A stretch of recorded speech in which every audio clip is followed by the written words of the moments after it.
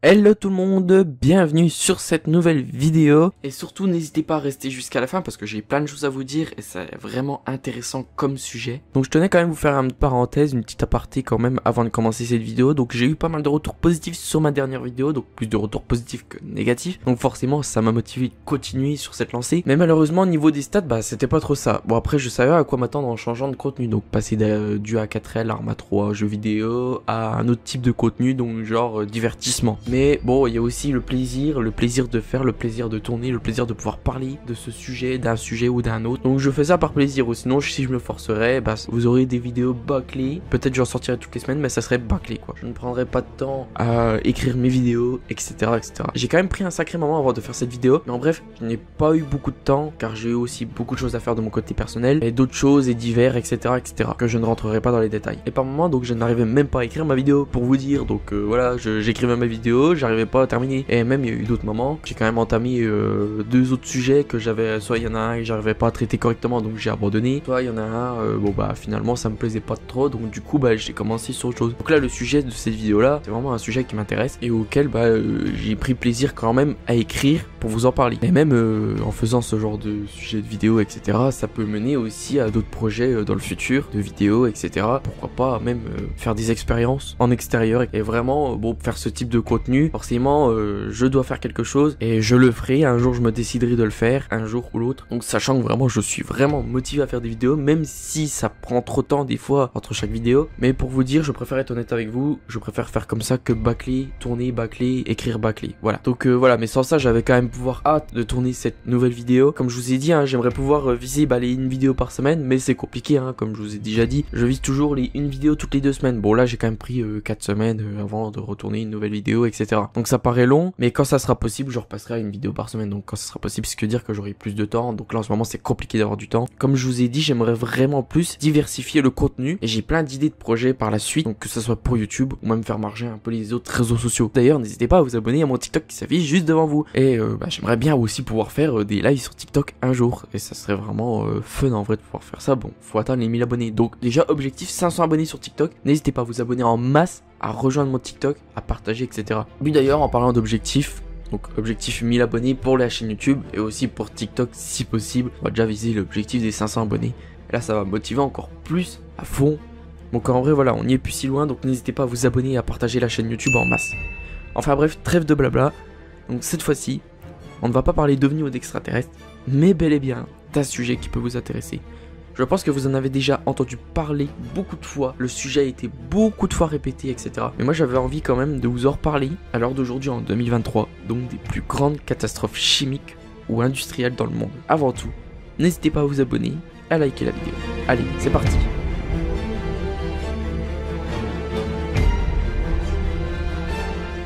Avant de commencer cette vidéo, là je tenais à refaire un petit aparté sur les plus grandes catastrophes chimiques ou industrielles dans le monde. Donc quand je parle de catastrophes chimiques, vous savez bien de quoi je parle. Ces 2 grandes catastrophes chimiques dans le monde que je vais vous parler sont connues. Et comme je vous disais, le sujet a été entamé plusieurs fois. Donc aujourd'hui, je vais déjà vous parler dans un premier temps de catastrophe nucléaire plus grave de l'histoire. Donc la catastrophe de Tchernobyl.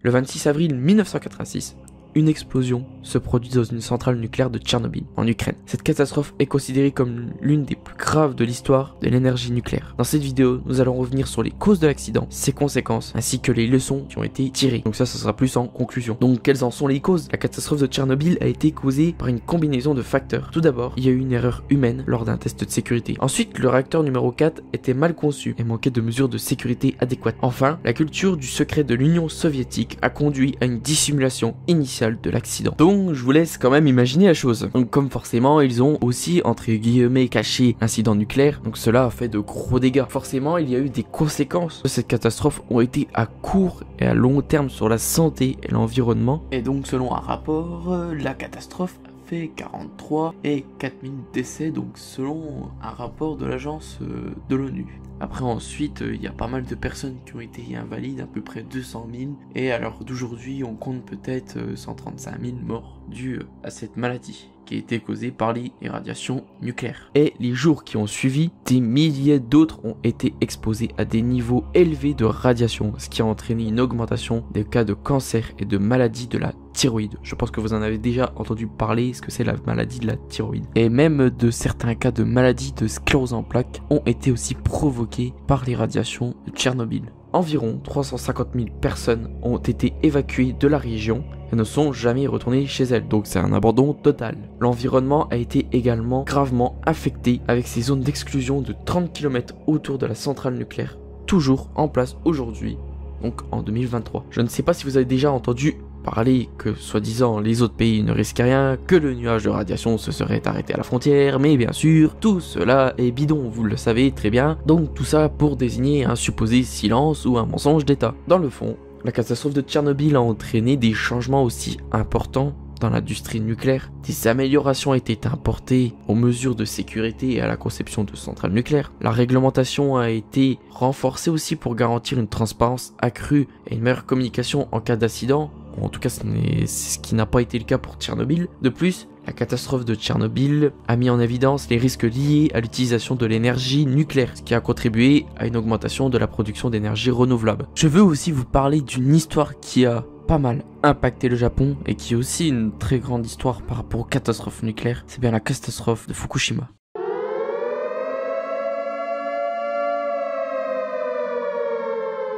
La catastrophe de Fukushima a été causée par une catastrophe naturelle et donc a été déclenchée par un séisme de magnitude 9 sur l'échelle de Richter qui a frappé le Japon le 11 mars 2011.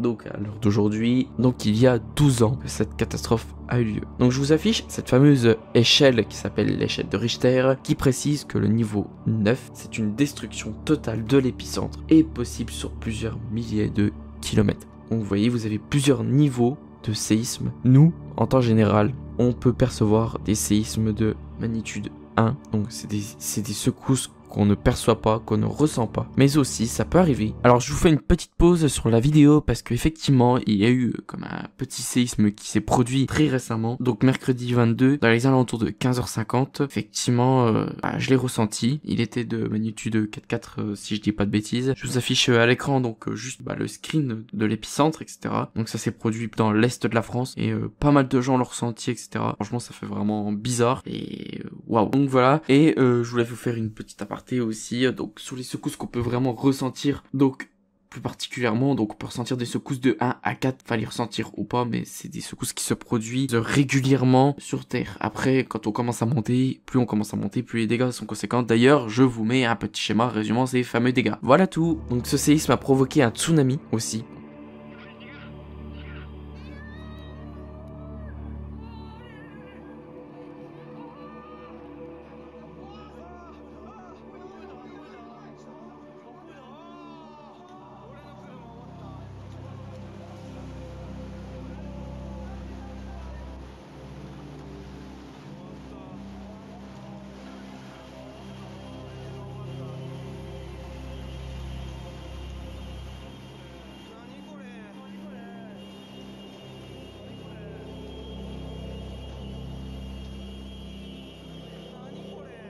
Un tsunami qui a endommagé les réacteurs nucléaires de la centrale de Fukushima Daiichi. Les réacteurs ont été conçus en temps normal pour résister aux tremblements de terre, comme à l'heure d'aujourd'hui, pour les centrales qui restent, mais pas au tsunami. Donc pour vous expliquer ce que c'est un tsunami, c'est grossièrement une série de vagues océaniques très puissantes et destructrices, qui sont souvent déclenchées par des événements tels que des tremblements de terre, des éruptions volcaniques, des glissements de terrain sous-marins ou des impacts de météores dans l'océan. Les tsunamis peuvent se propager sur des milliers de kilomètres à travers les océans et des vitesses allant jusqu'à 800 km/h. Alors vous imaginez 800 km/h, c'est ultra dévastateur lorsqu'il frappe les côtes, sous forme de vagues géantes. Un tsunami a provoqué une perte d'alimentation électrique, ce qui empêchait les systèmes de refroidissement de fonctionner normalement. Il était 16h aujourd'hui au Japon, 8h en France, quand soudain, une caméra automatique de surveillance sans son enregistre cette incroyable image. Une explosion dans le premier des bâtiments réacteurs de la centrale nucléaire numéro 1 de Fukushima. L'explosion ne fait aucun doute. En haut, une image prise avant. L'habillage de tôle de la tour est en place. En bas, il a disparu, pulvérisé par le souffle.